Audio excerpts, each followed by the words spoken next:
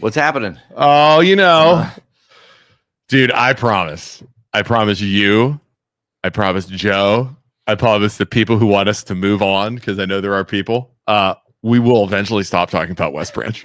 Okay. Yeah.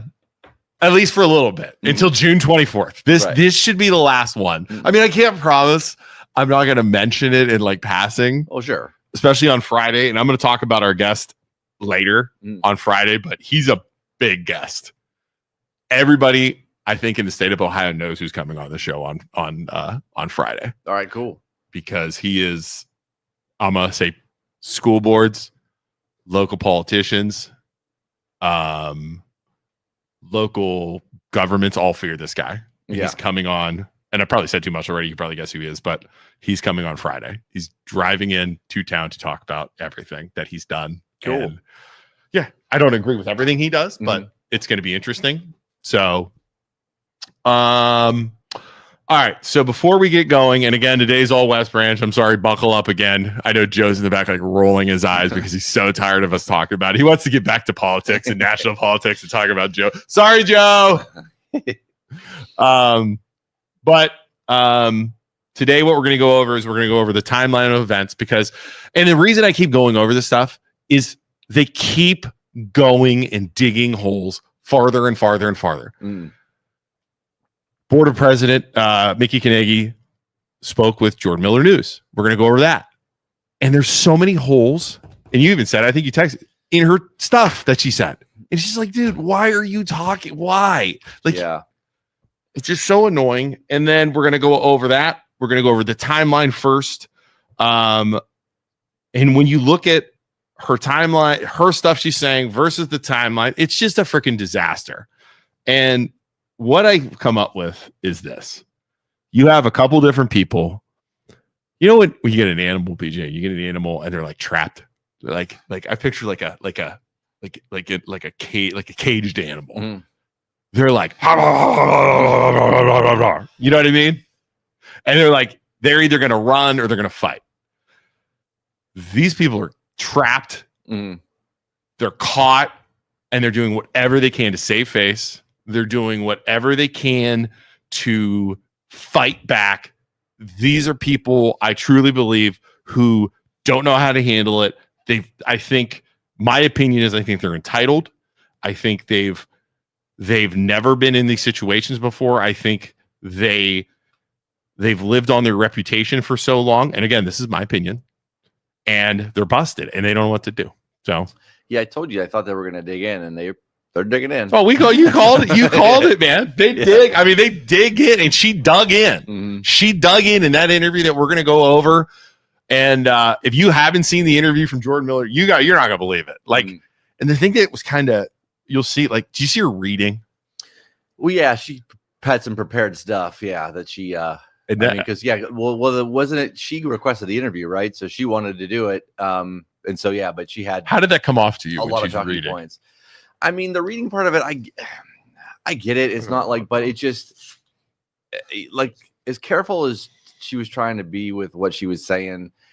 Like you said, there were still a bunch of inconsistencies, and then there were a lot of yeah buts toward the end. Like it's still yeah buts. It still went back to her accusations that were disproven, and she kind of doubled down on that even still, even after apologizing and saying, well, are you apologizing or are you still going after him? Because there was like a whole kind of contradiction toward the second half of that interview. I mean, I get why she did the interview. I trying to kind of save face. I guess I mean, she had to say something, you know what I mean? Like she had to say something because after the BOE meeting, which was a fiasco, right? She had to address it because her and Egley walked out of that. You know what I mean? They didn't really, people were yelling at them. They didn't know what to do. And so, yeah, there was fight or flight and they flew. But I'm blown up. Like, here's the thing that people don't understand. Like, or maybe they don't get it. It's almost impossible to remove a elected official. You know what I mean? It's almost impossible. Like, you have to prove a crime. You have to do all this. She could literally just go to the board, like, till the end of time, until she's done. Just keep going to the board and never say anything. Yeah. So for her to do that, I was really surprised. The lawyer like told her to do. Maybe she didn't even check. She's like, I think she had to do it though. After that meeting, I think she had to, because she walked out of the meeting and people were ticked off. I mean, if you want my honest opinion of what I think is going to happen, I think a lot of people are going to speak at the next board meeting. I think there's going to be a lot of sort of, you know what I mean? I think there'll be some kind of fireworks there at that, but if you want my honest opinion, I think that the people are going to speak, and that's going to kind of be the end of it. And then they're not going to resign. They're still going to be there. I mean, the good thing, if you are, you know, from West Branch, and you, even if you like, if it exposed wrongdoing with that school board. So I mean, I don't think you're going to have. I think going forward, I don't think you're going to have any other kind of issues like this. Right. Even if they stay there, I think it's going to hold them in line, and at least people are watching them, and it's going to hold them accountable, even if they stay. And they have 3 or 4, I think, up for re-election. And I can't imagine. I think there was 4 people already announced they're running. Yeah. So if any good to come of this, you're going to have a change. And then even if Kanagy stays in there, it's going to be like she's going to get out. You know what I mean? It's not. And I hope those people that get in there, and I hope they don't let her have any power whatsoever. You know what I'm saying? Like, like, my gosh, could you imagine if Slatzlana gets in there? Like, could you imagine how, you know what I'm saying? Like, they're going to have to work together on the school board. Like, they're like, anything she said, like, it's going to be bad. Like, it'll be a little awkward. All right. Well, let's get into the timeline. Oh, wait, I got to do some more stuff first. Sorry. Okay, first off, too loud? Am I too loud, Joe? Very loud. Am I? Sorry. That's, you always yell at me for being too quiet because I'm too far away from a mic. Did you see the fundraiser we're doing? Yes. T-shirts are available. I don't have the link up. It's okay. If you go to the Facebook page, we have T-shirts available. If you go on the MLO Bros, scroll down, there's T-shirts available. That's like there is Outrage Generators, there is Slatzlana for President, there is a I Love West Branch. All of the proceeds are going to the girls basketball team. We're going to give, we don't want to make any money on that. We're giving it back. You can order those. They're green, white, very nice. That's our way to kind of give back. Figured why not help the girls basketball team out while we're doing this. And then also I never do this. We have the MLO Bros have a sponsor called Valley Insurance Group. He is the president, but is the mayor of Poland. I actually crashed my car twice in the last month. Did you hear that? No. Yes. I hit Dave DeSantis, who owns a home remodeling company, in my driveway while he was fixing my dishwasher. Like, he was replacing my dishwasher, hit it in my driveway. So I had to file a complaint, and then got my car fixed. 3 days later, I backed into a telephone pole. 2 claims in 1 month. There's the order. Thanks, Mandy. Mandy's the one doing it from the Ohio Prince Creed. Yeah, thanks, Mandy. There it is. There's a link. She's the business owner who actually volunteered to help us with the shirts. You can go there and buy the T-shirts now. And again, all of the proceeds are going to the school, and we're trying to get a check before the school board meeting, so then that way they have to read the donation, which makes it even better. Anyways, Valley Insurance Group. He's a good guy. He's out of Poland, Ohio. 330-757-4451.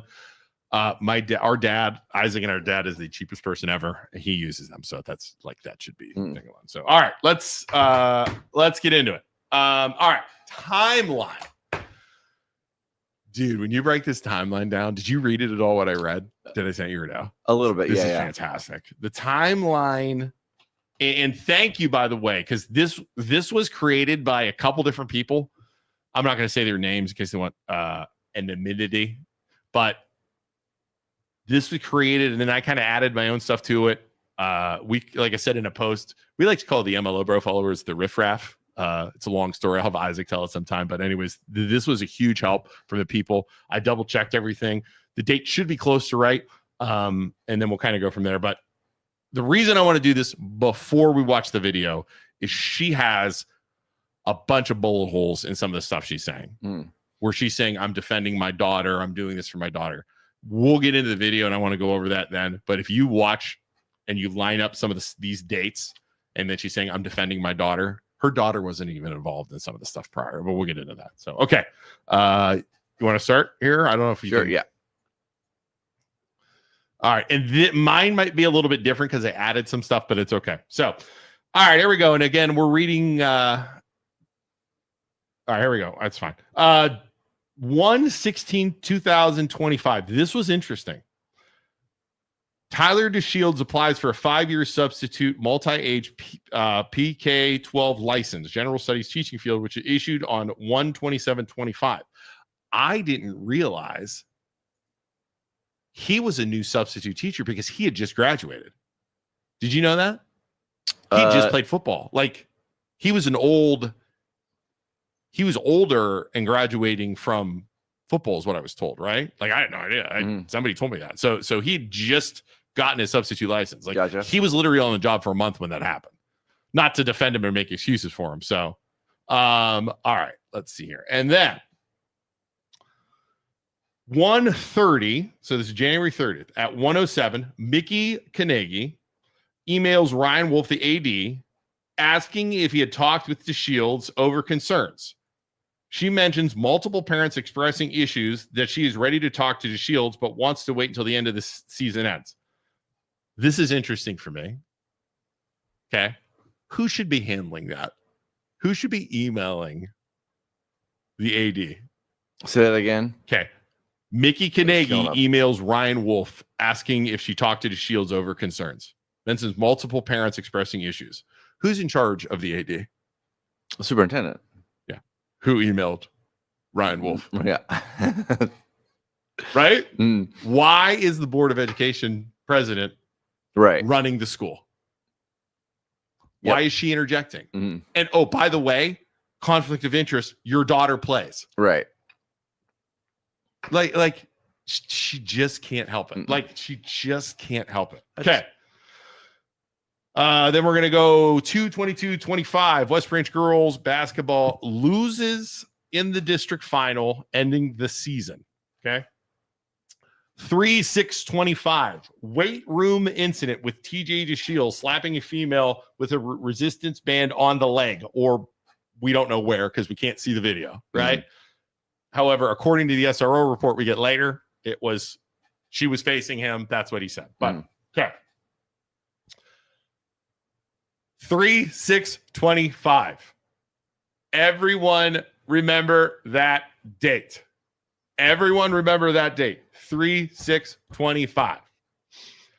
3/24/25. West Branch Board of Education goes into executive session at a scheduled board meeting for the following reasons: appointment of a public official to consider legal matters required to keep confidential by federal law or regulations or state statutes.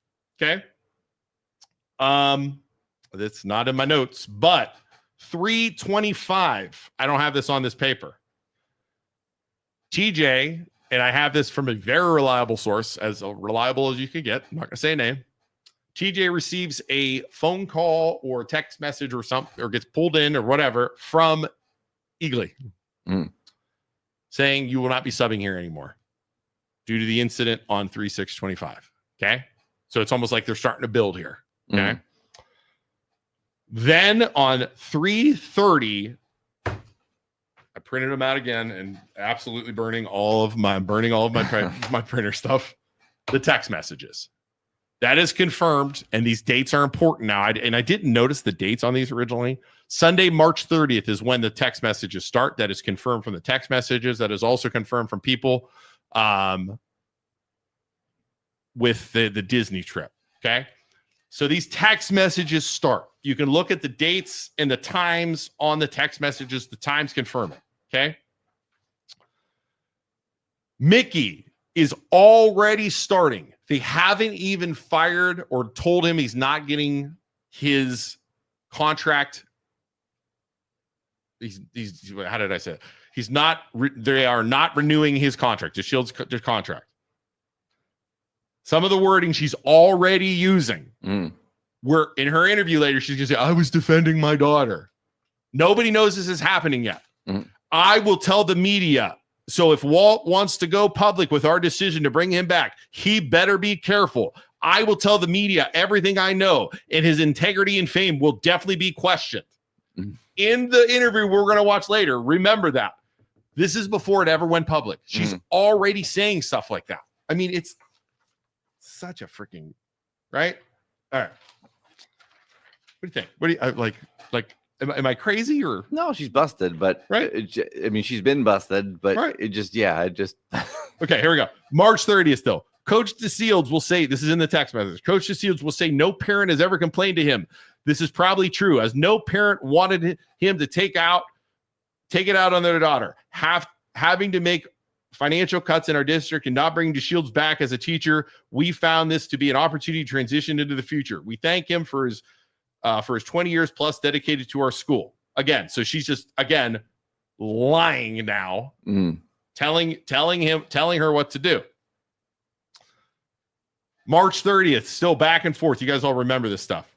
Probably too much on the mental health. We don't want to tear him down yet, as she's telling it when they're going over this stuff. Okay. Oh, and then freaking Eagley. He wants a meeting with me because I wasn't going to sit there and listen to him whine and complain. I think you should bring him in on a few reasons. I marked this one down. Mikki Eagley and Mikki Kanagy continue to tell the press, continue to tell everybody there are no open meetings violations in these text messages.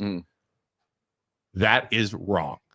This right here is why that is wrong. She is telling her what to put in a press release. That is business. You are allowed to communicate back and forth as a Board of Education president and as a superintendent. However, you are not allowed to talk about business, that's press releases, hiring and firing. That should all be done in executive sessions. That is straight up. Of course, they're not going to admit that they're doing it wrong because they're going to get sued. They're going to get sued now, right? Again, so you guys can see. I'm sure they're going to watch this. You guys can keep saying it's not an open meetings violation all you want, but this right here is. All right. Let's see here. I think that was it for. Oh, I actually wrote this down. So, this is still more stuff on March. This is all more March 30th in these text messages. Again, before the actual firing. And here's Mikki telling the superintendent what to do. I would like you to tell Walt tomorrow that the icing on the cake was when he defended his son for a terrible act. That told us his true colors. He wants to keep pushing. That will all get out. The vindicator has reached out. I think we need to get a press release. All March 30th. That is a veiled threat. That is a violation of the Open Meetings Act because she's telling her what to do and what to say. And again, I should have been a lawyer. Open Meetings Act. All meetings of any public body are declared to be meetings open. Deliberation means more information sharing, discussion, negotiations, or reading toward a decision of hiring or firing personnel. So if a board president or superintendent are texting about a coach's renewal, how to frame it, or how to present it, they are engaging in illegal deliberation outside of a public meeting. That is not casual communications of a potential open meetings violation. You guys broke the law. Thank you. One more thing, March 30th. Not defending her daughter. He needs to not push this or it will all come out. And there are plenty of Me Too's. I know I'm beating a dead Carter. Carter, do me a favor. Click the button. Block.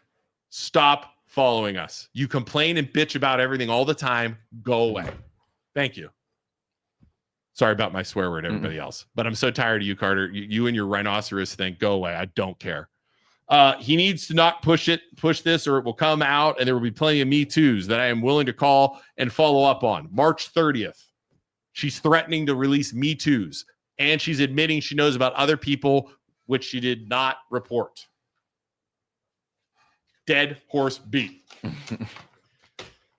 All right. That was all on March 30th. How are we doing, DJ? What do you think? You're good. We're good. We good? All right. March 31st, Walt DeShields is told he will not be returning. Sorry, you like my little coffee cup? It looks ridiculous in my hand. People were actually sending me messages that it looked ridiculous last week.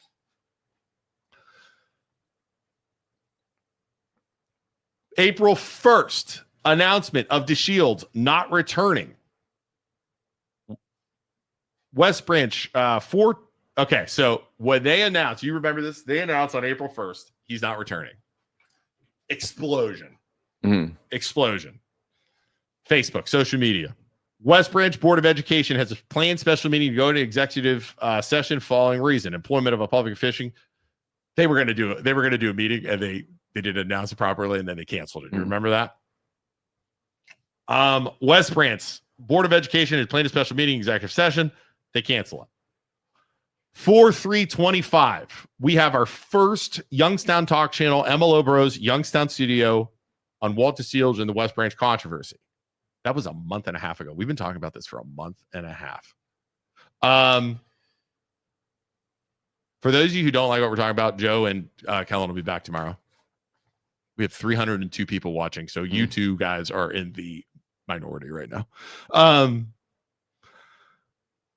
Okay, so we definitely put some fuel on the flames here when we talked about it. I mean, we exploded it, and again, I think that was a good thing. I think it needed to be brought to light. I think had it not been brought out, I think it would have been an issue.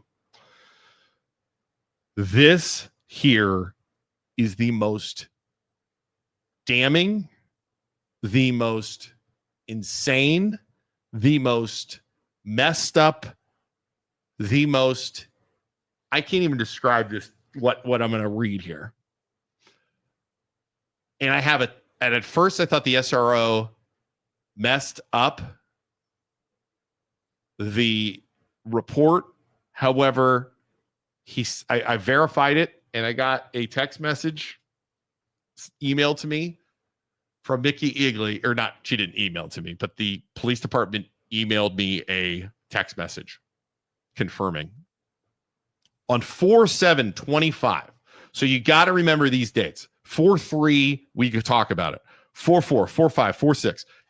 Everybody's exploding on social media. There's people talking about all this stuff, right? It's just exploding. You know, why are they doing this? You know, Board of Education taking all kinds of press. Mickey Eagley requested the SRO from Green Township to her office to watch the weight room video involving TJ DeShields after advice from the school legal counsel to determine if anything of a criminal nature occurred. SRO stated that nothing in the video warranted any police report. No official police or incident report was filed. All right, BJ. Why is that awful? I'm gonna quiz you on it. What, that she requested it on the 7th? Is because it was after we highlighted it. It wasn't like, so none of this, they made all the claims, whatever, before, but none of this was done until after we brought it up, or you guys brought it up. The date of the sexual assault, 3/6/25. Okay. The date they fired DeShields for, quote, covering up for the son or calling the parents, 3/31/25. We break the news. Well, the news is broken on 4/1. We have our podcast 4/20. Eagley doesn't go to report to the cops until 4/7/25, a month later. When we watch this video of Kanagy later on, pay attention to what she says when she says she knew that happened. It's so important because Eagley, if you look at this, she didn't go to the SRO until the crap hit the fan because she knew what was coming. That, to me, is the most damning thing these people have done. They knew all of this. They tried, they fired him. They said, you're not getting employed. Press broke, public pressure. Then she goes to the SRO. Like, Yeah. How no. guilty are you?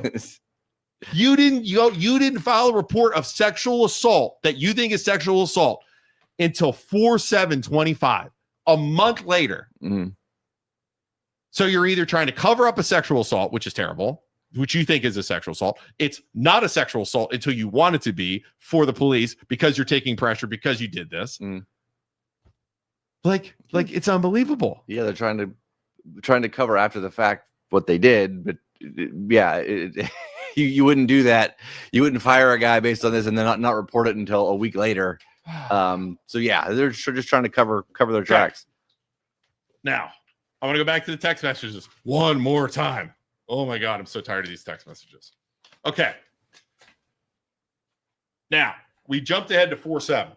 I want to go back to these text messages.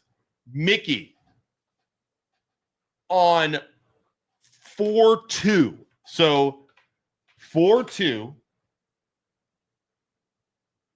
On 4/3, we had our podcast. Okay. 4/3, we had our product. On 4/2. So this is before we even went live.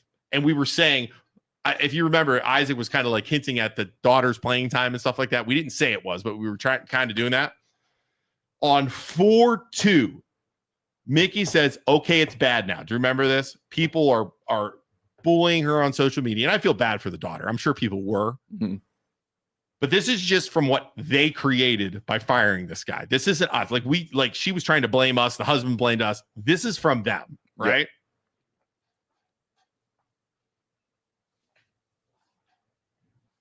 4/2. She says, if he doesn't back down, I'm taking him and TJ down. You can tell him that. I'm getting to the point of getting a new investigation and legalities about his son's sexual assault. Making sure the video is saved somewhere. Okay, that's her talking to Eagly. Here's the thing. They never filed a report and they never talked to anybody until 4/7. So she's all pissed off. So I don't know if Eagly dropped the ball. Like something happened here where like maybe Mikki thinks Eagly was already did a investigation. I don't know, but there was no, they never reported it. I don't know what happened here, but something's messed up.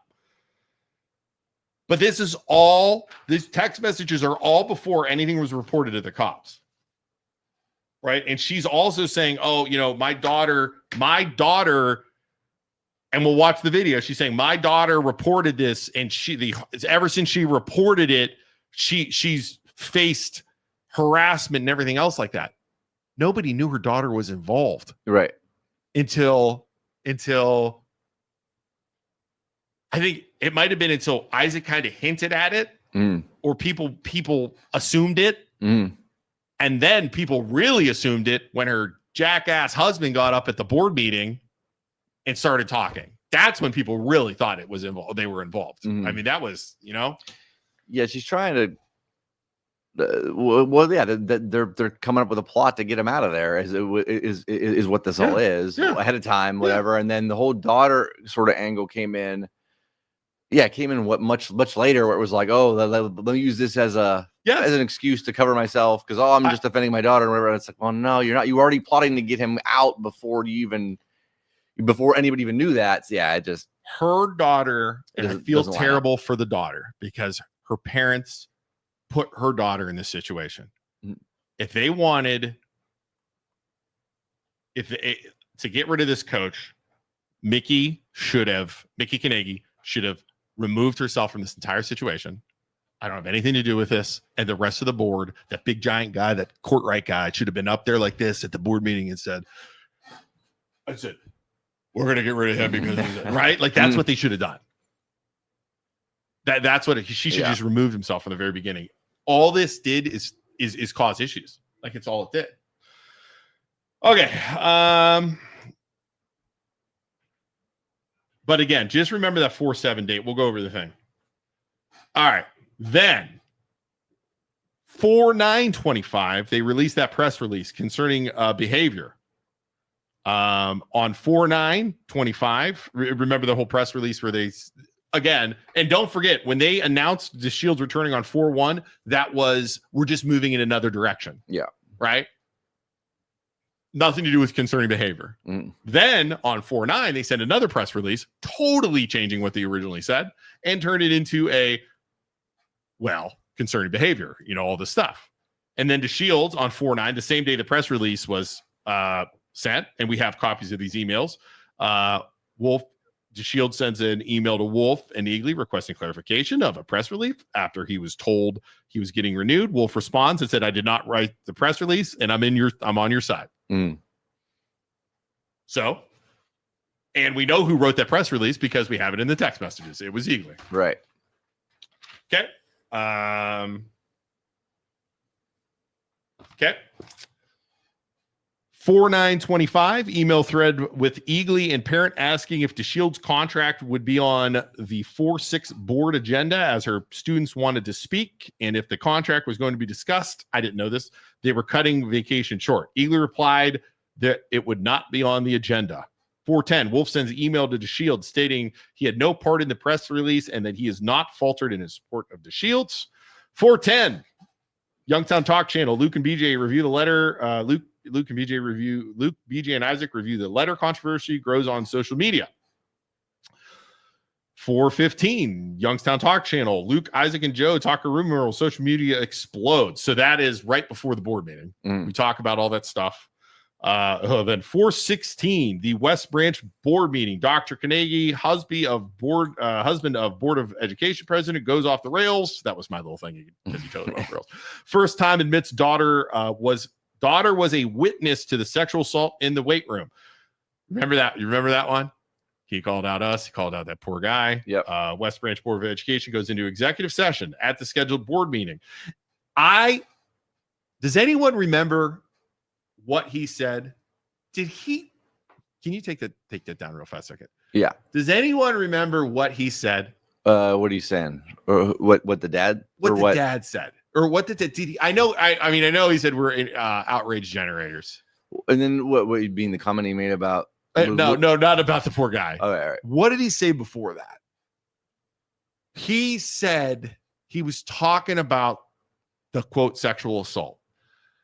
I looked on Jordan Miller News. He deleted the Board of Education meeting that time because he was there filming and it's gone.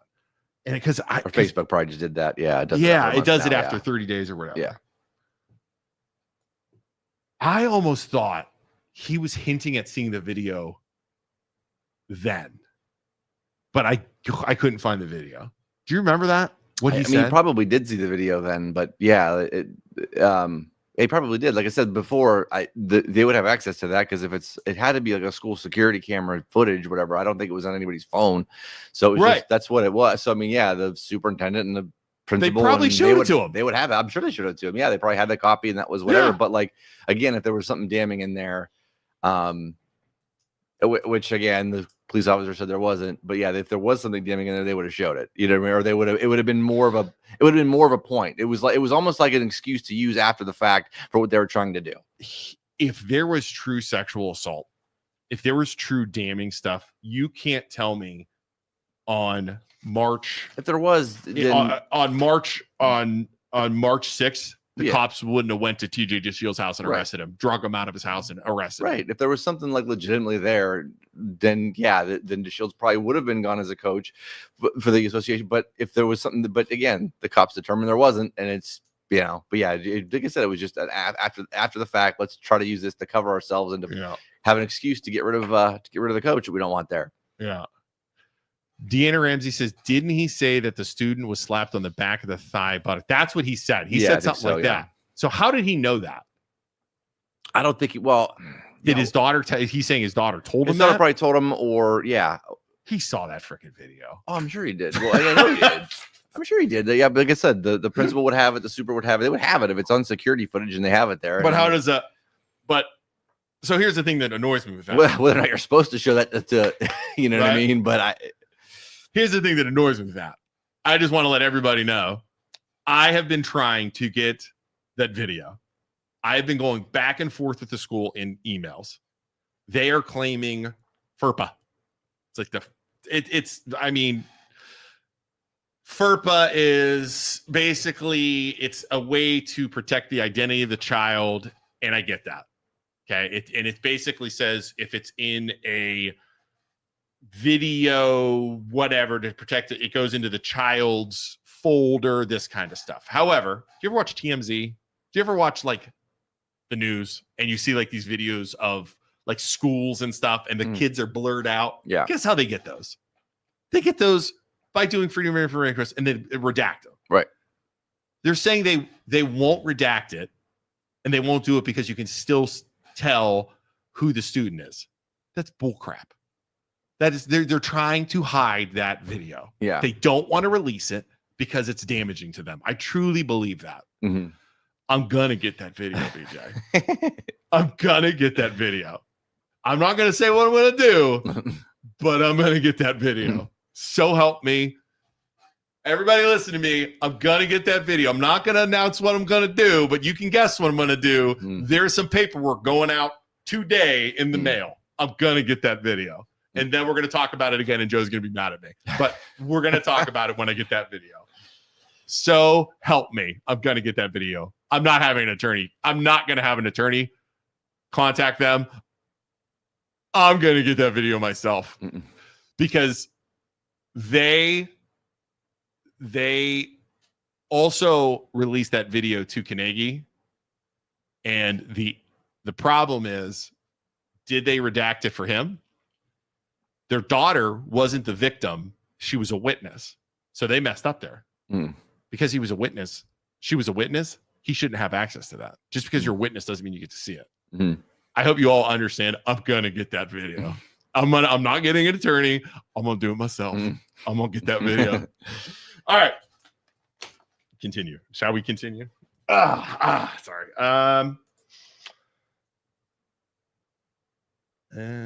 West Branch. Okay. 5/20/25. Text messages and emails were released by the MLO bros after the Freedom of Information Act public request. 5/21. So after we get that. 5/21, the day of the board meeting, incident report filed with the SRO from Goshen to the Smithville Police Department. I think I changed that one. Yep. And again, I know that seems suspicious at first, but we talked to Goshen and they explained why they did it. Makes sense because they didn't think it was that big of a deal, and then they did it anyways. 5/21. The school board meeting, Mikki Kanagy's husband speaks with it, says he has viewed through the Freedom of Information request. As he stated, the incident in question was a sexual assault. No other public comment was permitted, citing the policy stating the individual needed to submit his request, speak at least 5 days prior. Additional discussion of the school board took place after meeting, which was adjourned with the school board president, which I stated was a open meeting violation. 5/23, incident report from Smith Police and press release from SRO released to the MLO bros. And after the Freedom of Information Act, school denies MLO bros the video. That was on 5/23.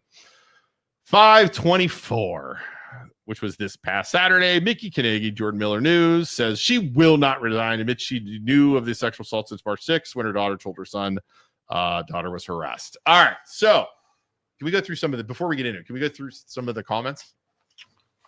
And then we'll get into the video. What do we got? Anything good? Anything good? SRO did say the rest of it. Chris, SRO is facing each other. Yep, that was a good one. Yep, he said that in the thing. Yep. Okay, wait. Click Denise's thing. Everyone in the school must already know who the student is. Correct. So what the school is trying to say with that is they're trying to say, well, her identity can't be redacted because everybody in the school knows. It's not about if you can guess who it is. The law reads basically it's if you don't know the incident. So if you're like some random person on Facebook and I release the video and I redact it, you can't figure out who it is. That's what the redaction is. That's the way the law reads. So that's what we're going to figure out. All right. What else? I'm a little behind. I have no idea what TJ DeShields is doing. If I was TJ DeShields, I would be suing the crap out of them at this point. I mean, I have no idea.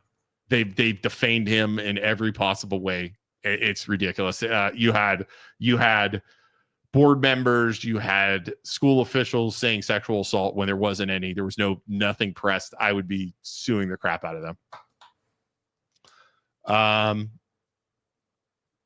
Okay. You want to go over the video? Everybody else good? Sure. All right. Let's see. Let's try. We're going to try this here. Let BJ set this up. So that's where we're at. Reset the pins real fast while BJ does this. Again, for those of you watching at home, this is the Youngstown Talk channel. We do not just talk about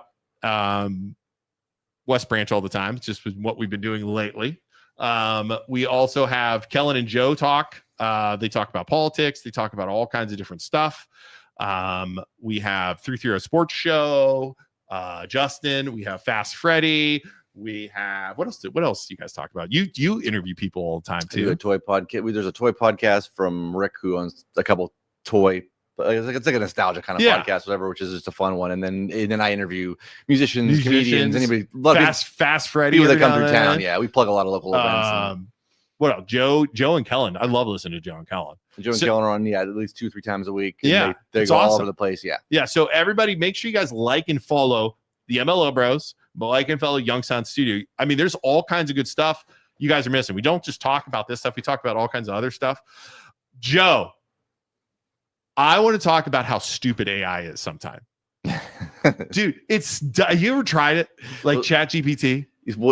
Sometimes it's good and sometimes it's way the hell off. What I don't like is when you do a Google search and it gives you the AI overview and that's wrong like half the time. I've been trying to get it to do stuff and like it'll be good sometimes, like you said, and then sometimes it's stupid. I'm like, dude, like I literally was swearing at it this morning. I'm like, you're an effing dumbass. Like I'm like, and he's like, oh, I'm really sorry about that, sir. And it's like, I'm like, I literally said to him, like, people are worried about you taking over the world. You can't even do like a simple instruction. Right. It's like, oh, I'm sorry, I'm not going to take over the world. I'm like, no kidding, you're not.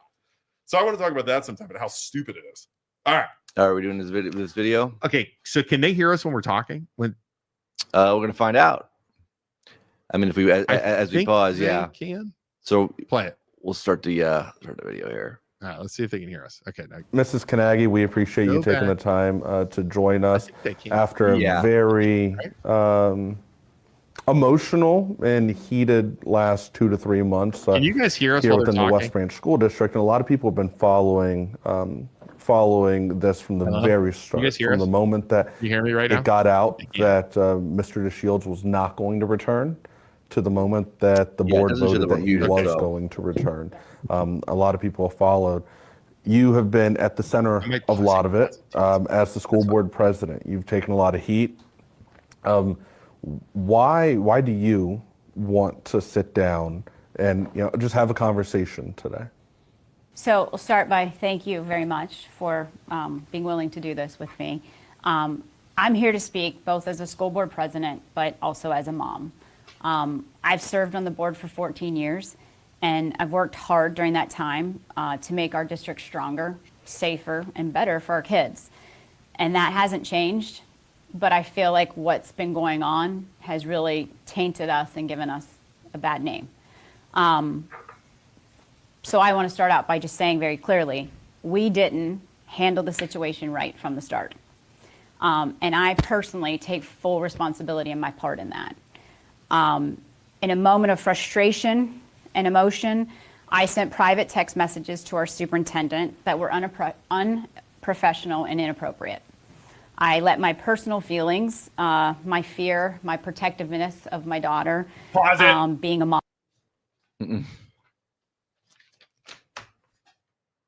March 30th, before he was fired. Dead horse. I'm beating a dead horse. Yes. I will tell the media everything I know, as his integrity and fame will definitely be questioned.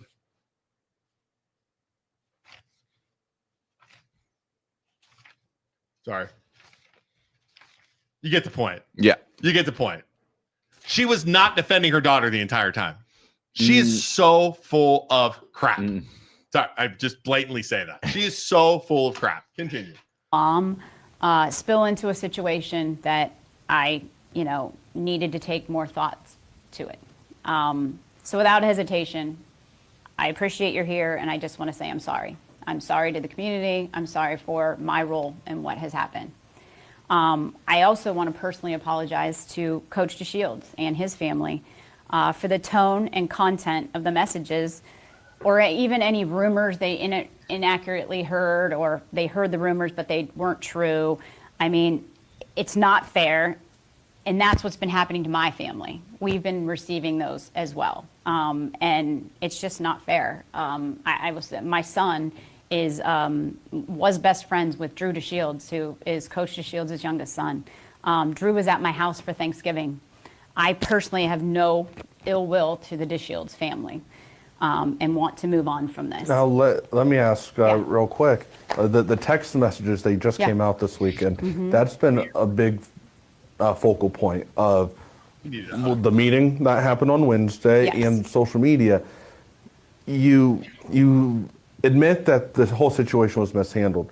Do you have any regret in sending the text messages, or are you glad that some of that stuff that was addressed in the text messages is out? So I regret the unprofessionalism I did as a board member sending those text messages. Okay, so I do regret that completely. But what I said in those text messages, as it came across inappropriate and brash and strong and everything else, I wasn't expecting them to come public, but it was me talking to my superintendent. And as a school board president, or any board member can talk to their school board or to their superintendent. So yes, I take full responsibility for the inappropriateness of my text messages, but what I said in them, was how I felt at the time, because this has all changed over time. So if you follow the text messages and read them, you'll see, you understand that. I know there's some stuff that you really want to get off of your chest about the situation. Can I just get somewhat of a timeline, just from when the alleged incident happened involving Coach DeShields' son, Yes. to the moment that it was decided that we're going to go in a different direction, and then the school board meeting was middle of April, I believe. Chad Michael. Yeah, this one too. That's weird. Drew was at his house on Thanksgiving because I was also there. So she's saying that he was at Drew's house. Drew wasn't at Kanagy's house, because she said that Chad Michael is who? I don't know. Chad Michael, that's weird. Drew was at his house on Thanksgiving because I was also there. So you're saying Drew was not at the Kanagy's house? Maybe. I wish we could confirm. Do you have pictures or anything you could send us? Drew was at his own house. Maybe he swung by and said hi or something. I don't know. Are you stopping for pie or something? For some pie. God, love pie. Some pumpkin pie. Yeah, right. All right. Wow. If she's lying about that, that's crazy. Believe. Yeah. So I'll be honest with you, I don't know exact dates. I wasn't ready for that, but first week in March, the incident occurred in the weight room. So this was transpiring fairly quickly, because I know some people, they're thinking, oh, well, this happened this happened all the way back in January or February during basketball season. Oh, no. I've seen that. Yeah. Yeah, but No. again, people on social media, they don't know. And I saw the social media posts when I was on social media about, if Coach DeShields was unsafe, then, why did they let him continue and take the team, and the team went out to dinner and went to YSU and saw our former player and things like that. The incident had not occurred at that point. So when you ask me for a timeline, maybe the first or second week in March. Basketball season was already concluded. Basketball was concluded. Okay. Yes. And so the incident occurred in the weight room, and then at our probably March meeting in executive session, we discussed things.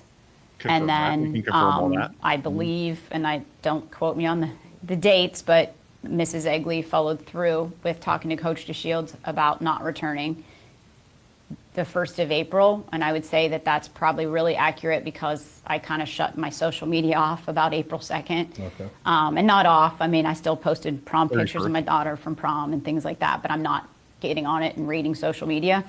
And then that happened, and then our board meeting that we reinstated Coach DeShields would have been the following board meeting. So that was April 16th, Yeah, that 17th. sounds about right. It was right there in the middle of April. Right. What come to that decision, though, to to get the board to reinstate him? Was it the public pushback, or was it after having conversations with attorneys, or maybe just talking or hearing out the community? Is that what came to that decision? So bringing him, and I know you abstained from it because you had a personal interest in it. I have that I'm speaking about that, but I'm trying to look at the timeline for this. The larger conversation, okay, began with the board's original decision. Is that what you're asking me about? Okay, of not bringing back a successful coach. That original decision wasn't made lightly. Over the years, we've quietly heard concerns from parents, and these emotional about his emotional impact of how he coaches. But the revolving door of what we kept hearing about from these parents were, I don't want my name known. No, I don't want to speak to the AD about it. I don't want to speak to Mrs. Egley about it. So all this stuff, right, about all these concerns with the Shields over the years and all these things. How many negative emails did you get? Like 2 or 3 out of like 200. And so that number one. Number two, my point, he's never been disciplined. He never got a bad review. Right. If this was all going on, he would have got some sort of demerit at some point during that thing. So to me, that just, like, again, we talked about this before. Any high school coach is going to have parents that don't agree with them or don't like them. I mean, it comes with the job. Like, you're going to have that. So but to frame it that he's had all these concerns over the years, like, you're trying to cover your ass, and it's not true. Like, if it was true, there would have been a lot. You'd hear about it. There'd be a lot more. How many kids has he coached? How many people have gone through there? And it's overwhelmingly positive. That's BS. The one or two. So the one was anonymous that I truly think was a parent. Okay. The one was a girl who had played for him. Okay, but the way it reads is it's not about playing time. Like, she's like, I'm spitballing this. It's not about playing time. He ruined my senior year. He was mean. He was belittling, blah, blah, blah, blah, blah.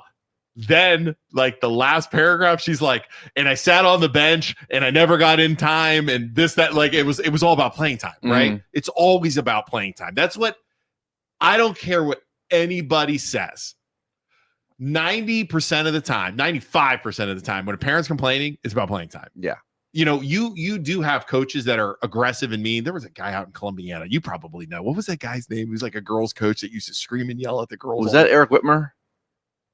Short guy. He was a short, chubbier guy. He used to sit in the stands and scream and yell. And this was a coach, though. Yeah, he was a coach. He was at Boardman for a while. Yeah. You know what I'm talking about? Yeah. Okay. I was thinking of the boys coach who used to there was a girls coach. I remember the girl scream and yell. I remember the girls coach too, because he got let go as well because they caught him on video going crazy. Yes. Like, it was like, dude, his eyes are bugging out. Right. It's like, if you can't say if a coach is being abusive to the players, you're gonna get him. You're gonna get him. He's gonna do it in the games. He's gonna slip. You know what I mean? Right. This guy's not doing that. No, not at all. So go ahead. I don't want retaliated against. There's former players that have reached out. So you guys are hearing, Yes. Mrs. Kanagy, you're hearing these rumblings, right? Or I'm sure people are approaching you, or And I mean, I'm comments. not. Nobody's saying it on social media, so no, it's not anything. That's a good point too. I don't. Yeah. I don't know how it works in West Branch, but when I coached basketball for 8 years, and now with my kid playing, there is a chain of command, and it ain't going to the Board of Education president.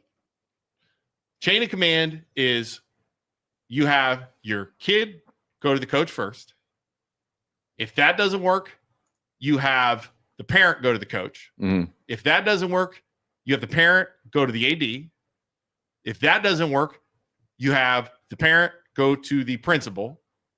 Normally, then there's a sit down between the parent, the AD, like a sit down with everybody. Then you go to the superintendent. At no point is the Board of Education president involved in any of that. Why is the Board of Ed, which makes this even worse, is the Board of Education kid is playing. Mm-hmm. Why is she involved in everything? She's running the school. Pretty much. She needs Something like that. These are people that are actually coming to us. But they didn't want to go through with a formal complaint Correct. because They myself and other They- people reached out to you, Yeah. Mr. Fisher, the treasurer, Yeah. and we're like, hey, well, if there is this major Point by concern, Jordan. Yeah. which said. was stated in that one press release, if there's those major concerns, why is he still allowed to coach, and where are the complaints at? And they were nowhere Correct. to be found. Yeah. But okay. So you don't. Her excuse is that like they don't want to be retaliated against. They treat like the Shields and his coaching staff like they're the mafia or something. Right. It's like no, it's not that. Can you not do an anonymous complaint? Yeah, right. Could you just write them up and pull them? Like you could. So let's say you have like 4 or 5 parents come forward and say, "Hey, I don't, BJ. I'm BJ. Listen, I'm gonna do this as an example. Let's say I'm your boss right now. I'm not a coach. I'm at Youngstown Studio. I'm your boss. But people are afraid of you because you wear a fedora and they think you're in the mob. Yeah. Okay. Listen, DJ. I've had some complaints. We're gonna have to file a formal complaint against you. I can't say who it is. Mhm. I can't say who it is officially. They don't want to go on record. But I have it, and we're gonna need you to stop talking about West Branch local schools all the time because they're complaining about it, and the radio people. It's Carter Stone. He's actually talking about. He's complaining. I just said the name. But why don't they just do that? Write them up. You know what I'm saying? You could write a coach up and not say who the people are. Right.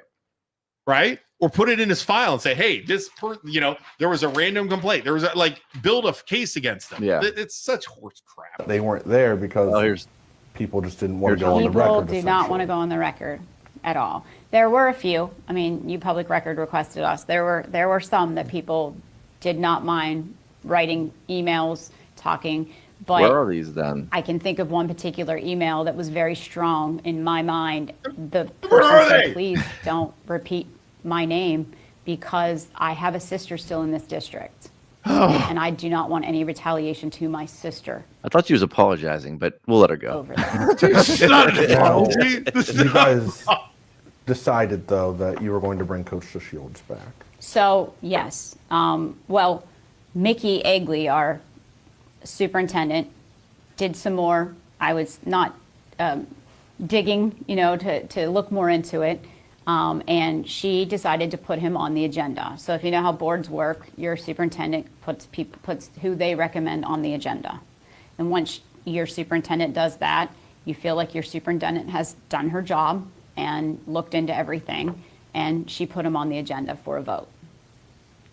Because initially, he wasn't going to be put on that Correct. agenda. And he was retiring from teaching, right?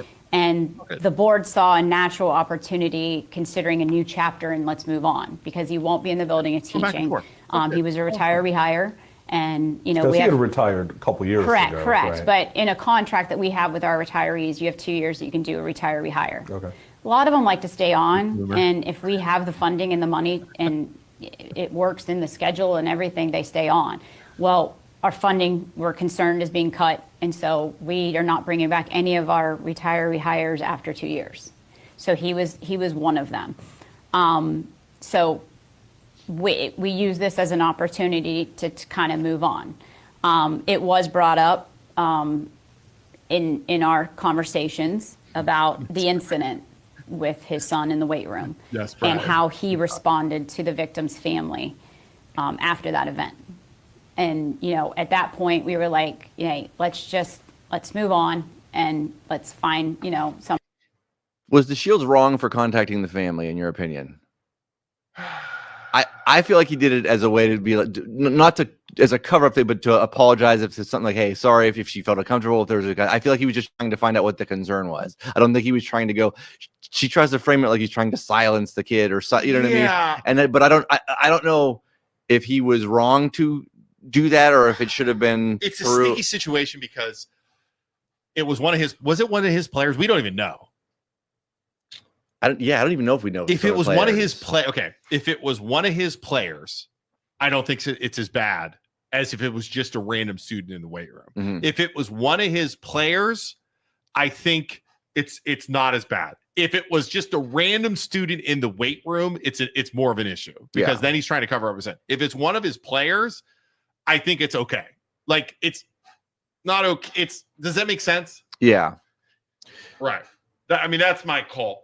And again, you don't know what the conversation is. If Somebody to take over. like if he's like, I just want to make sure everything's okay, you know what I mean? That kind Right. of stuff. But again, it's a sticky situation because it's his son. Right. So over the program, and that's how that went. Now, So then moving on, like you Okay. said, I'm sorry. No, you're good. Moving on, Kyle says if like again, we don't know who it is because Kyle says it's one of his players. If it was one of his players, I would assume it was that, which is why he would be reaching out to, you know what I mean? if be it's like, one of hey. his players, I think he has every right to reach out to those parents, Yeah. regardless of if his kids or not. Mhm. Because if one of my players is uncomfortable of being in the weight room when I'm a coach, if it's my kid or not, and something like that happens, I'm calling those parents. Mhm. Right. So then the board or whoever are using that as an excuse to get rid of me. Yeah. Right. Here's my question. Right. If it wasn't his kid and he reached out to those parents and would we be having the same conversation right now? So they might still try to frame it that way. They might still go after the same thing, like, oh, you shouldn't have contacted the players' parents or whatever directly. But why? I think He's a coach. It's a player. right. See what I'm saying? That would be my thought. Like, as a coach, if it's my kid or not, I'm calling because I have a player. Yeah. They're in the weight room during time. I'm there. If I'm there, you know what I mean? I'm calling to make sure my player's okay. Yeah. Yeah. you know, Right. the community spoke up. We listened to the community. You listened to the positives and the people that have reached out and actually reached out, sent emails, sent phone calls. I got phone calls. And Mikki did more looking into it and was like, hey, you know, I think, and talked to Ryan Wolf, our AD, and she put him on the agenda and went. Mikki, when you say looking into it, when you say Eagly looked into it more, are you referring to the fact looked into it more as in actually reporting it like you were supposed to 30 days prior per state law? Is that what you're referring to?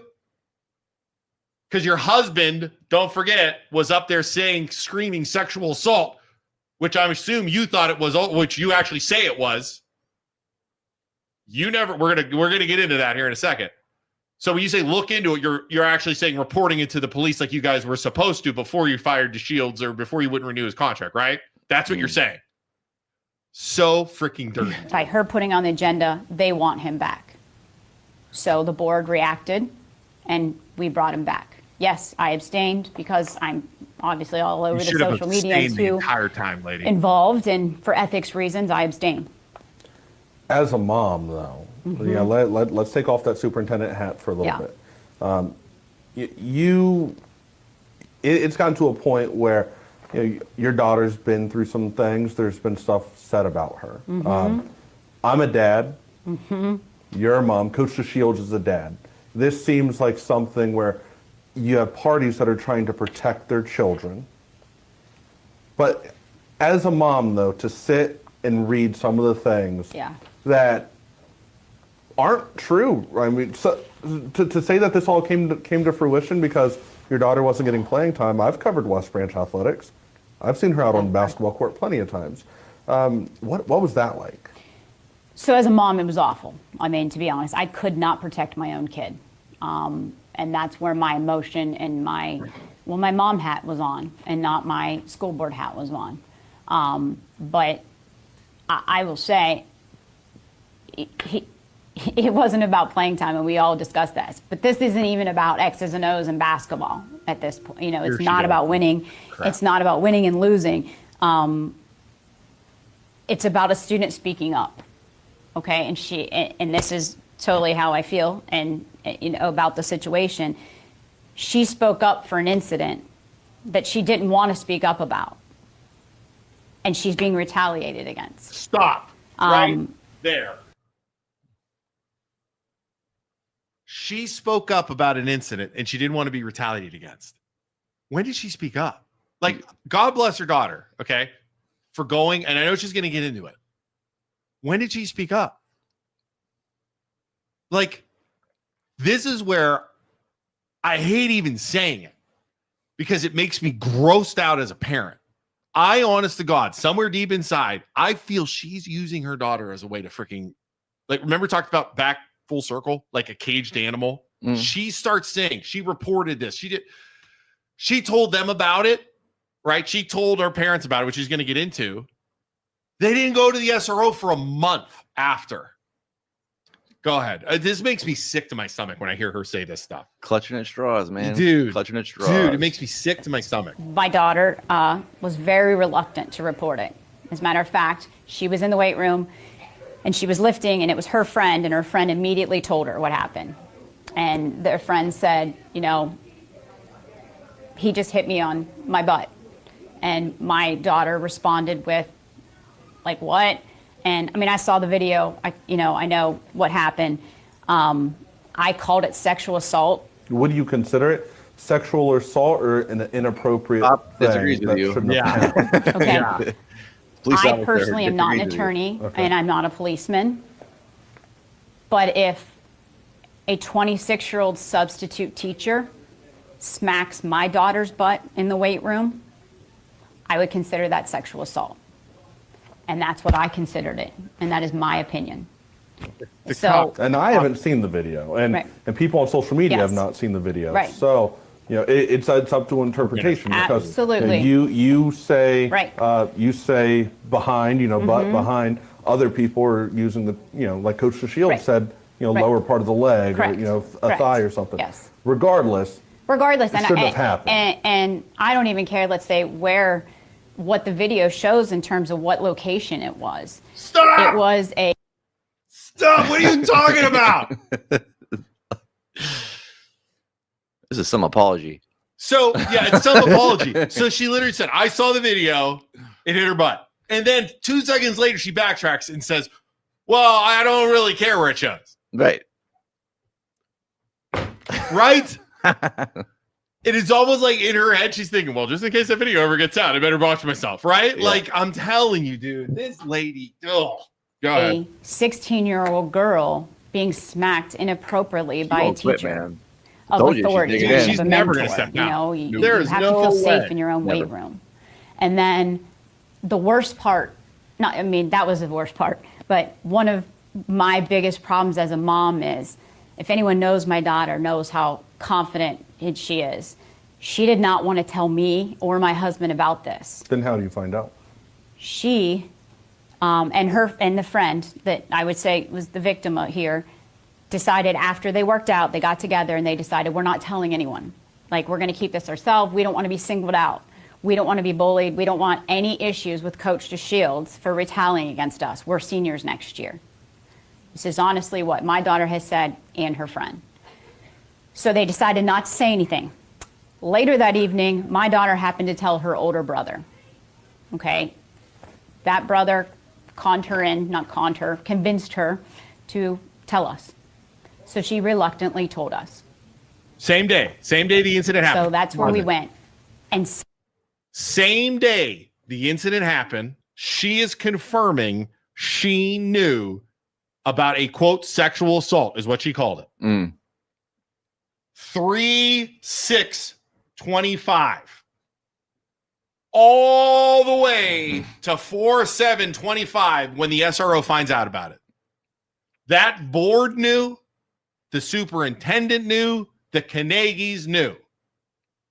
Okay? If there was a problem, they would have reported it that day. Why did she not go to the SRO the next day? Why did she not call Eggless? If that was my daughter or my daughter's friend, and I thought a sexual assault happened, something so bad where I have to fire a coach, Right. why am I not going to the police the next day? Dude, we're talking about kids. We're talking about 16-year-old girls that I think got sexual assaulted.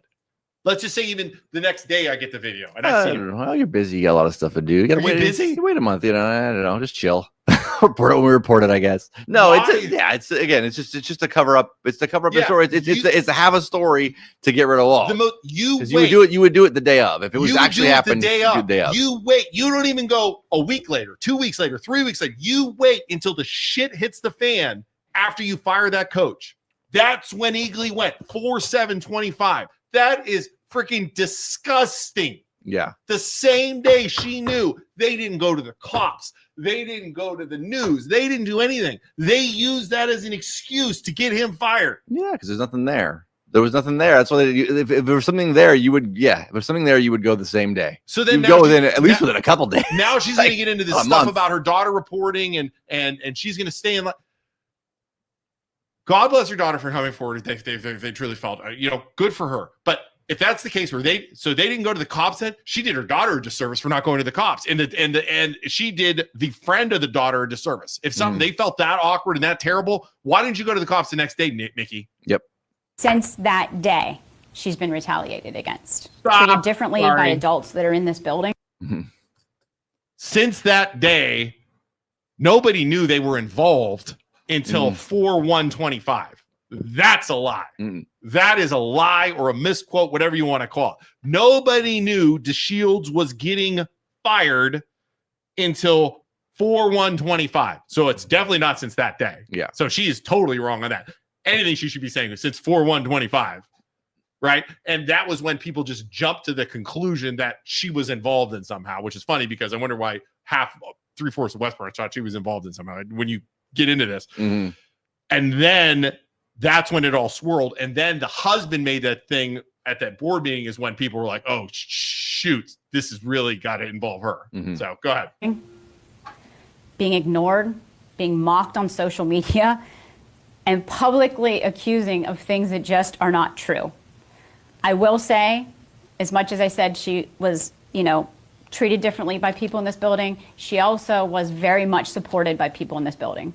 She had teachers, other coaches that coach her in different things, different sports, reach out to me. Can you please tell Allie? Hugging her in the hallway. So there was there was support in this building. So I'm not trying to single that out, but there definitely was not support as well.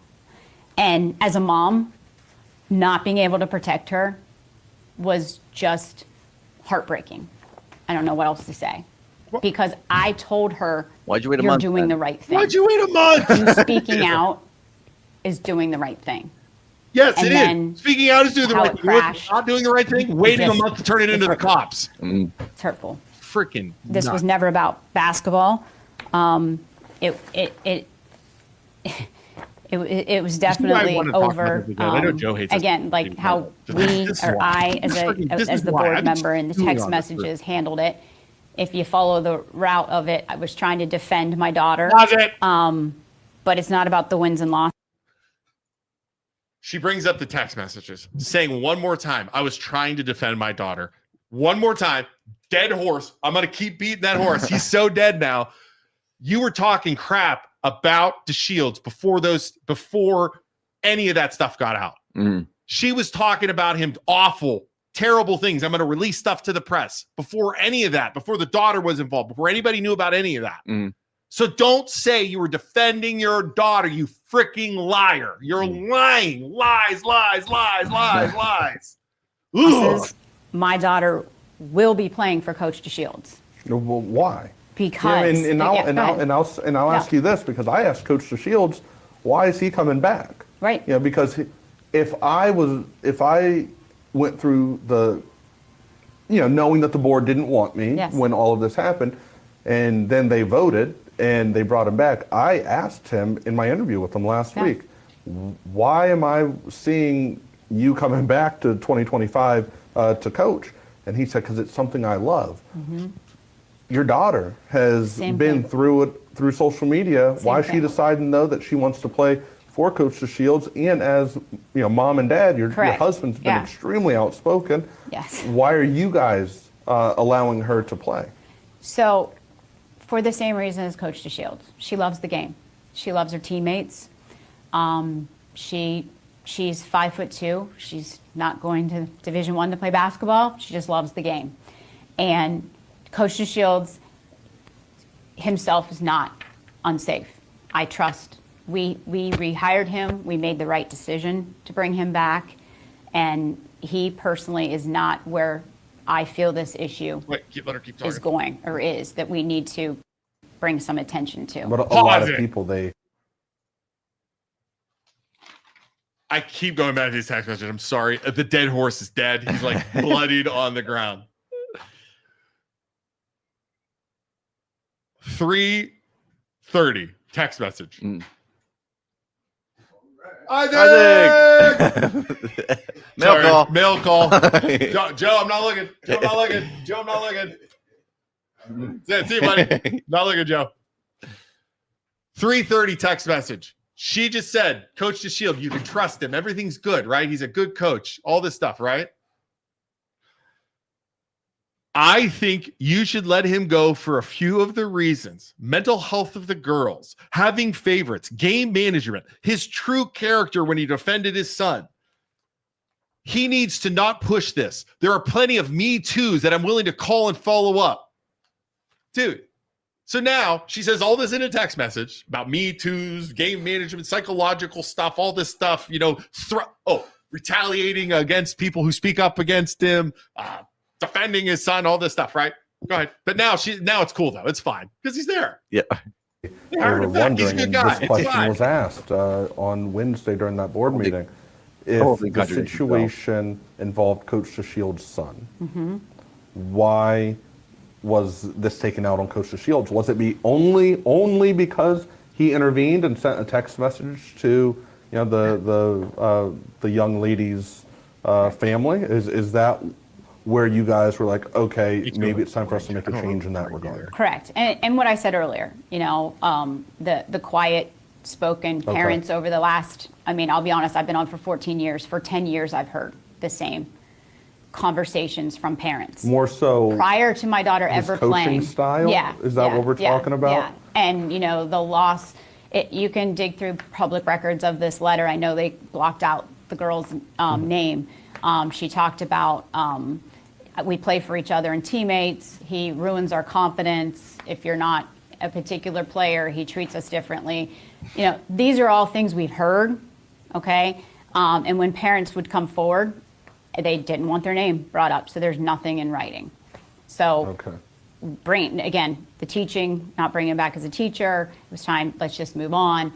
And then, and I'll say it like my opinion, the icing on the cake was how he reached out to the family of the victim. In the 8 years that I covered West Branch and I was courtside, not one person on that team ever looked psychologically damaged to me. Psychologically damaged from all this. Me. Right. I'm so hold on, pause it. I am psychologically damaged from all of this. The lying, the mistrust.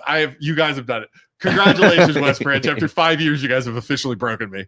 I just got a totally anonymous text message that I'm not going to say who it is, but it is 100% legit. She is lying through her teeth. Drew DeShields was not at her house for Thanksgiving. I cannot say who it is, but I am assuring you, I am 100% assuring you that is confirmed. Wait, I got more text. Sorry. Watching you guys, BJ is exactly right. It is known by some that Kanagy wants DeShields going back to last summer. She 100% used this as an excuse. Why is it? I was like, why is everybody texting me? I never remember to put my phone number out there. Okay, go ahead. For what his son did. Speaking that his son's 26. His son's not 18, 17, living at home. He's a 26-year-old that is a teacher, or was a substitute teacher here. And the dad, who is the basketball coach, that the girls were worried about retaliation, is reaching out. The family wanted nothing to do with that.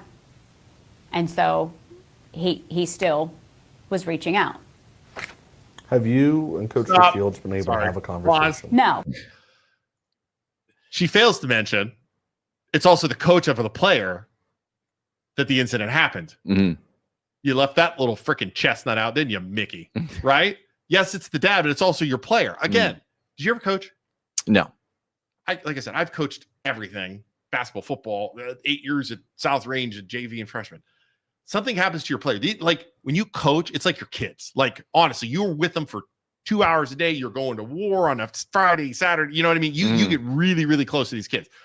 I play basketball with some of, they're 30 now. I play basketball on Tuesday and Thursday nights with some of my players. They're 30 in an adult league. They still call me coach. You know what I mean? Like, this is how this works. I watch after. I still watch. I would freaking fight for these guys still. And he's just looking after his player. I'm starting to really think that. So go ahead. And I really hope we can. I really hope we can. I will say, you'd ask, my daughter will be playing for Coach DeShields this year. I will 100% support him. I will support all the coaches and his program. I will 100% back it.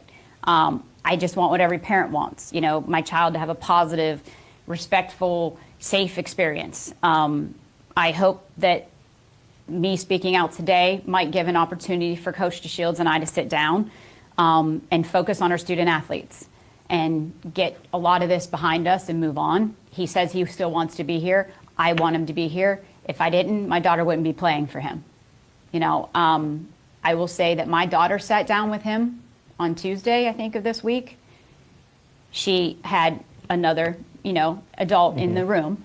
But my daughter wanted to speak with him, and I don't know if he wanted that or not. I mean, it's his player, so he sat down. And I think she had to get a lot of things off of her chest and to feel comfortable about being a senior on his team. She's looked forward to being a senior for years. They, pick out the shoes, and they where are we going to eat this night? And there's so much more than just being a player that when you're a senior. And she, because of all of this, is afraid that that's not going to happen anymore. And, he reassured her that that's not the case. Oh, the kids, in my opinion, should be left out. But Coach DeShields said that, and, I've read the things on social media about, your daughter. Yeah, right. Whether some things are true, some allegations are true or whatnot on both sides, kids, especially high school kids, they already go through enough stuff with peers that they go to school with. Last thing they need is a 50-year-old on social media. That's my opinion. These board meetings, Mrs. Kanagy, have been very, very heated. Yes. This last one, there were people that were very, very vocal, wanting your resignation, wanting Mrs. Egley's resignation. Yes. Mrs. Egley told me, she's like, I don't want to resign. I'm an alumni here, but I can retire at the end of this year. Correct. Which we don't want. And she is your superintendent. I've heard a lot of good things about Mrs. Egley. Yes. A lot of people went to social media saying, some of these things don't surprise them. I need to ask about you. Yes. People are calling for your resignation. Teachers are calling for your resignation. The people, that you vote for, to make sure that they have the things that they need to teach and they get certain things, they're calling for your resignation. What are you going to do? So I understand that there are a lot of people upset. I understand about the damaging text messages, how they looked. I've already said all the thing about that. I've apologized. I'm sorry about that. And I'll say it again. They were wrong. But I'm not resigning. I'll start by saying there was no violation of the law as are being claimed. There was no breach of the Bull crap. We've talked about it. I'm going to sit on that. She'll die on that hill. And I'm sure the lawyer's telling her not to admit anything wrong. Dude, they have violated so many freaking open meeting laws. I will freaking fight that till the end of time. They have violated laws. The text messages, you're allowed to communicate. I'm not going to get in. You know my story. Go ahead. It's just the Meeting Act, no misuse of authority. As a board member, especially as the president, unfortunately, I'm the president this round. It's in my role to speak with the superintendent. Sometimes it's almost daily. That communication happens just regularly in any board. It's not about communicating about what I regret is the way I communicated it. Informally, again, the mom, emotionally and unprofessionally over a text. It looked bad, and all I can say is I own it. I own that. You don't own I anything. think Mrs. Egley said the same thing. She made mistakes. Sorry, I'm just getting annoyed. But I was a mom. hurting for my daughter, reacting in a moment of distress. You reacted prior. I know that doesn't excuse it at all. Oh my God. But I hope that crap, people can somewhat understand where I was coming from. I will be honest, when Coach DeShields said, I'm a dad, I'm a father, I was like, wow, okay, like I'm a mom and I'm going through this. He's a dad, and I know his son's a lot older, but he's still a dad. Pause it. See the shadowy guy standing in the background on the TV. On the TV. Look at the TV. See the TV in the background? Who do you think that is? I don't know. Somebody else is filming though too. It might just be is that the camera? Right?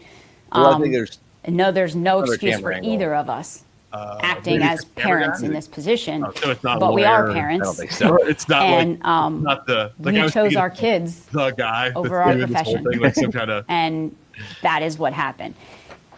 But I will say, one of the biggest reasons why I'm not resigning is because of one of the strongest people, the strongest person I know.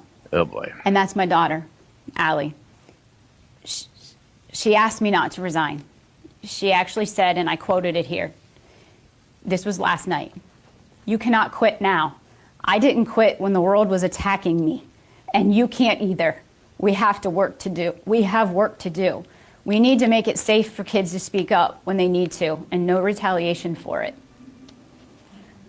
So I remain committed to this district. I'm here for families, students, staff members that, I know right now are angry.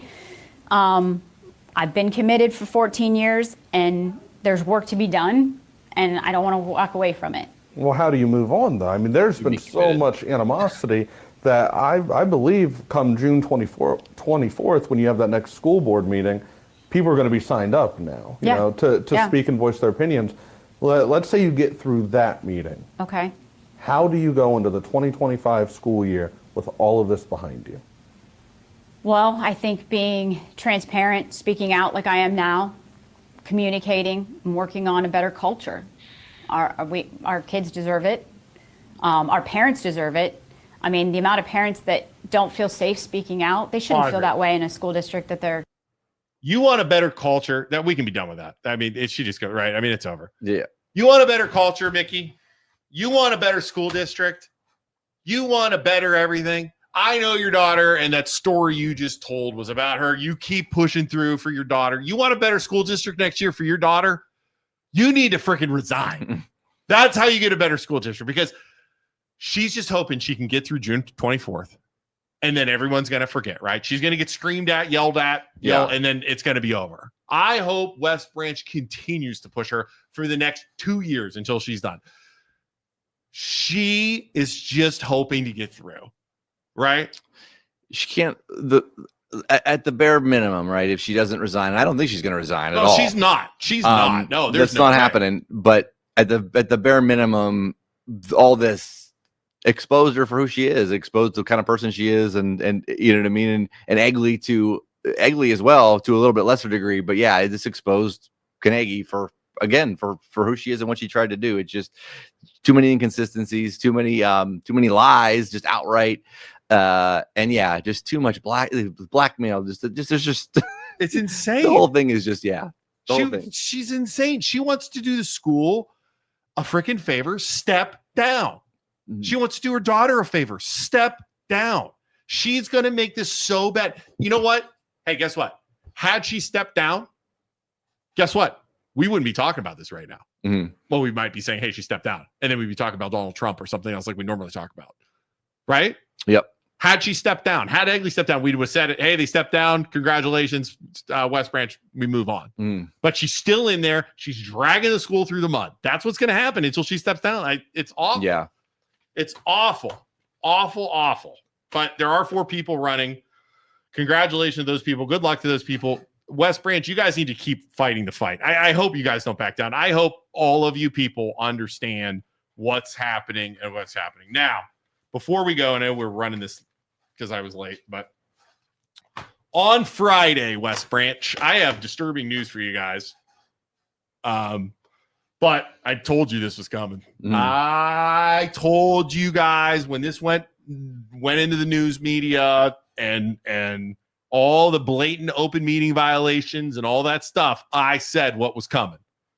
You're going to gain attention of people you don't want. Brian Ames. Does that ring a bell? Mm-hmm. Brian Ames. He is the guy who sues all the townships, who schools all the villages, who sues all the school boards in Ohio. He's like a bounty hunter is the best way to describe him, for open meeting violations, for breaking the law and doing all that stuff. He sues all these schools. He reached out to me last week and said, hey, saw you guys had some interest on that West Branch stuff. I saw an article on it, and what do you think? I said, well, you can watch our podcast. I'm not going to freaking feed you information. And then he said, well, okay. So then he starts talking, and I was like, I want to talk to you. We have a podcast. We get attention. Why don't you come on the show? And then I start so what do you think of this West Branch thing? It's like, well, I'm probably going to file some lawsuits against them. Mm-hmm. I'm like, really? I'm like, what are you seeing? He goes, I'm seeing a lot of bad things. I'm seeing a lot of stuff where they were led down a wrong road by the Board of Education. They had open meeting violations. It's like, well, I might as well help this guy. Send him the text messages. I was like, he's got to get them. Yeah. He's going to get them. So I sent him the text messages. I sent him you could get the emails. He got the emails online. And he's coming now. Now he's coming. Congratulations, Mickey. Congratulations, Mickey. You got to get what you get. Poor leadership. Congratulations, Board of Education. So we're going to have this guy on. We'll talk about West Branch a little bit, but he's going to talk about what he does, what the Freedom of Information Act is, how he gets his money. He actually he has beaten counties. He beat Nikki Frenchco, you guys, Trumbull County. Mm-hmm. She sued for the open meetings violation, and she won. He actually was a co-suer with her, and they won. They beat a county. So you guys want to blame somebody, don't blame me. Don't blame us. Don't blame the news. Blame your board members for not doing stuff right. Congratulations. You're going to have lawsuits on your hands now. And I feel bad. If it was me, I'd give the money back. But this guy keeps the money because he's like, hey, I'm putting the hard work in, and we're going to ask him about it. But do the hard work. This is what you get. How do I MLO's a text message?